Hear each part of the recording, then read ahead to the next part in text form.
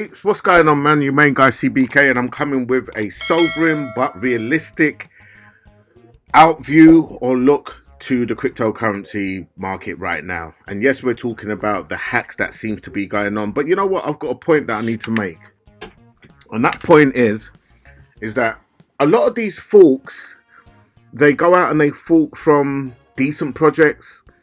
They take code that they don't know what they're doing, and some of them might purposely put some little back doors in there, and they get hacked. Now, I'm not saying this is what happened with Ring. By no means, that's not what I'm saying.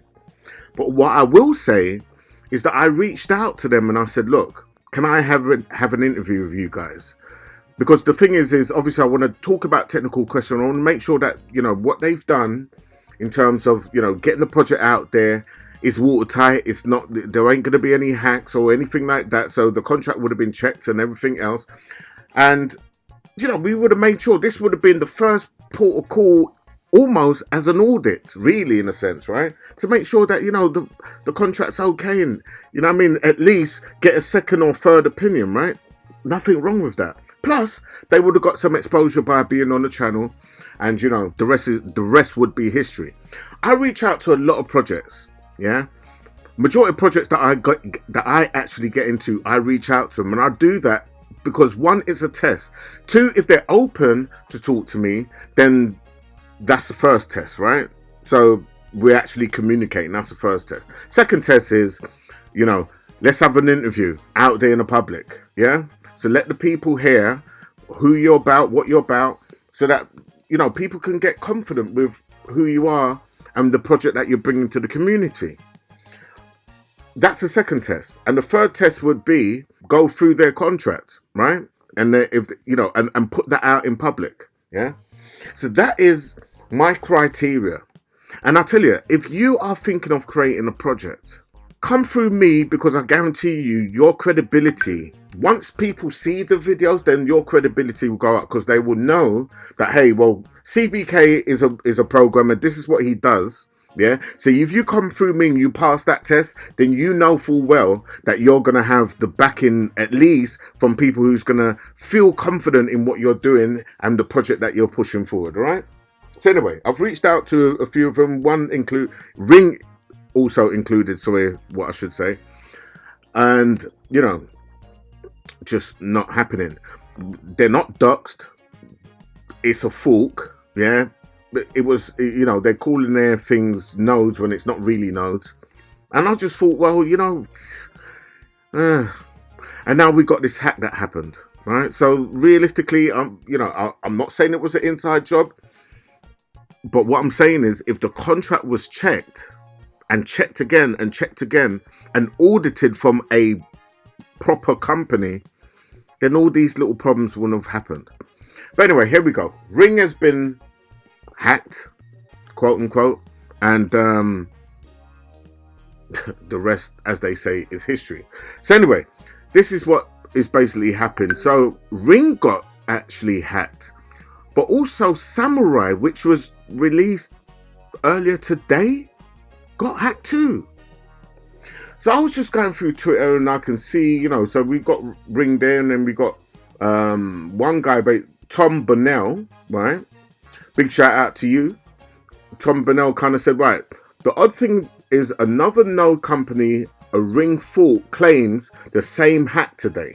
Samurai Finance. Coin price went from 10 to 320 to 180 around 10 a.m. Then the hack dropped them to $5. Went back to $70, then back to $8, now $22. Wish everyone all the best. I'll tell you, I mean, someone actually shared this with me in the actual Discord group, and I was looking at it, I was thinking, yeah, should I make a video? And that's the thing, that's leading me on to this. Making videos about just any old project, that's not that, nah. Unless I can talk to the devs. Well, let me say, I will make videos, but I'm not going to promote anyone to invest in it unless the devs are willing to, that I can actually talk to the devs. Now, if I can speak to the devs and I can go through the contract and I feel confident, then I will actually invest in it, and I will say, guys, well, I've invested in it based on these circumstances, right? It doesn't mean you need to follow me in there. It just means that I feel, yeah, you know, we've spoken, they've doxed themselves to me, right? And hopefully to the, on, you know, they're willing to dox themselves on the channel, because that's what we want. But you know, the main thing that they actually make connection, and that's the only time I'm going to invest. If they're not going to do that, I'm not interested. And realistically, we all need to start thinking that way, especially now in a bear market. This isn't the time you want to start losing money. You're already losing by holding some of these shit project coins that you've got. You're already losing, yeah? And anything that is actually a fork, you know, I've kind of pulled out of a lot of stuff. I've pulled out a Klima, I pulled out a Spartacus, I pulled, you know, what's the other one? I pulled out of Klima, Spartacus. I've actually pulled out of Time, right?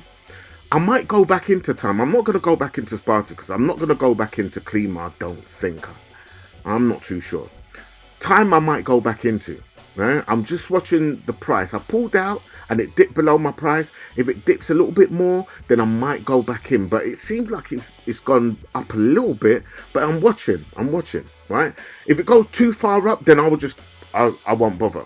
Yeah, I'll just keep what I actually pulled out. I've converted it into USDT, so I'm holding the dollar value for now. And then I might just buy more into Ohm, because Ohm was the original. Ohm didn't fork off of anything. Ohm started this. Yeah, so you should feel more confident sticking with the original thing than going into a copy of something. Do you see what I'm saying? Just like Strong, right? I'm going to be promoting Strong a lot more than what I have been. I've made a few videos, and because I've kind of just kept things going, everyone's complaining about the gas fees. The fact is, if you're looking at this as a long-term thing, Strong is Strong. And as far as I'm concerned, I'm sticking with Strong, because Strong right now is the only thing that hasn't been hacked. Not saying it can't happen, but yo, the project is strong. They're out there trying to see other ways in which they can bring more revenue in, yeah, to keep the sustainability and the longevity of Strong going. The V2 launch is going to happen, I believe, this week. When I say this week, because it's Sunday, so you know, normally the week starts from Sunday, not from Monday, right? So it's supposed to be happening at some point this week, yeah, based on the last AMA. And I will talk about the actual AMA, the Strong AMA, right, that David Moss done, and I'll actually do that tomorrow, right? So the fact is when you're looking at projects that you want to invest in, look for originalities.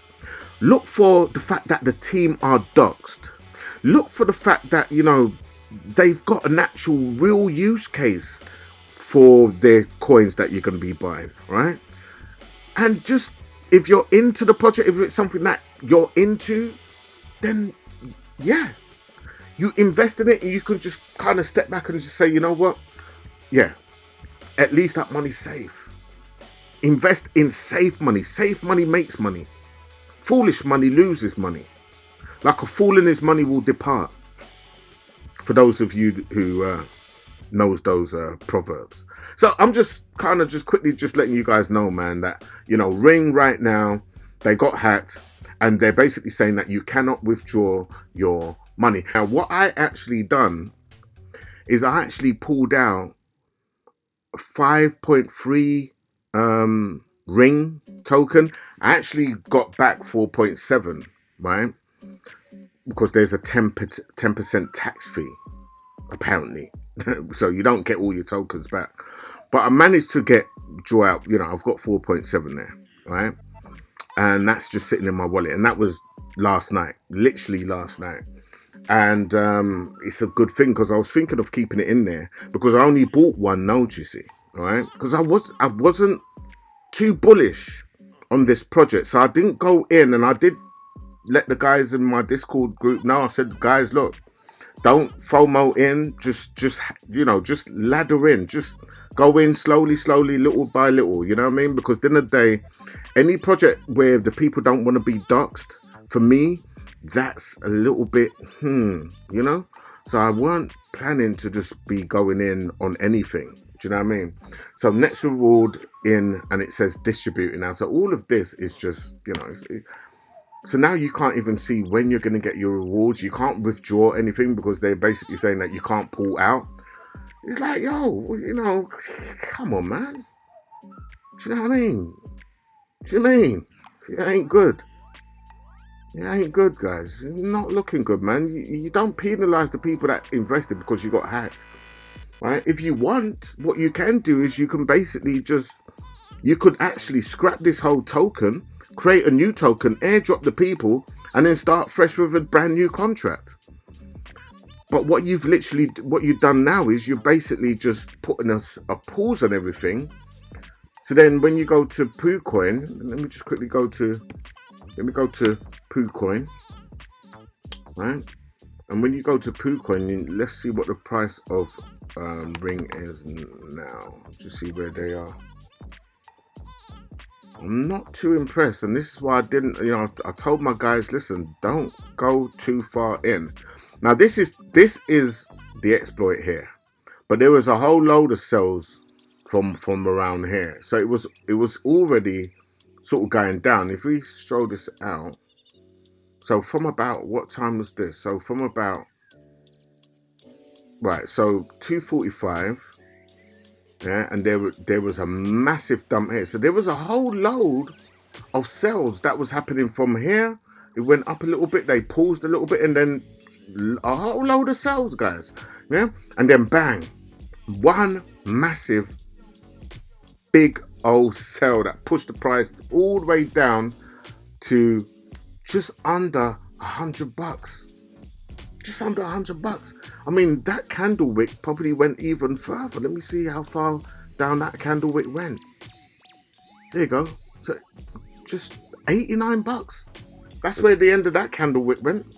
$89. That is, people buying back in because everybody's FOMOing back in because they want to try and get some cheap prices to captivate some nodes, but they probably didn't realize that you can't withdraw because they've frozen the actual withdrawal. Yeah, so now people are just thinking, well, what the hell's happening? Now, I'm not, trying to badmouth the project, but I'm basically saying that these are the reasons why you need to get into projects which at least are audited, where the developers are doxed, where the project has originality. I'm just saying. Let me know what you guys think in the comments area. Peace. I've been your boy. Sobering message, I know, but it's one that we're going to learn from, guys. Moving forward, this is, we only get into projects which the developers are doxed. They've got a good use case for the coin, and they need to be, either audit needs to be in process or they need to be audited. That's my last word on it. Catch you guys soon, man. Peace. I'm out.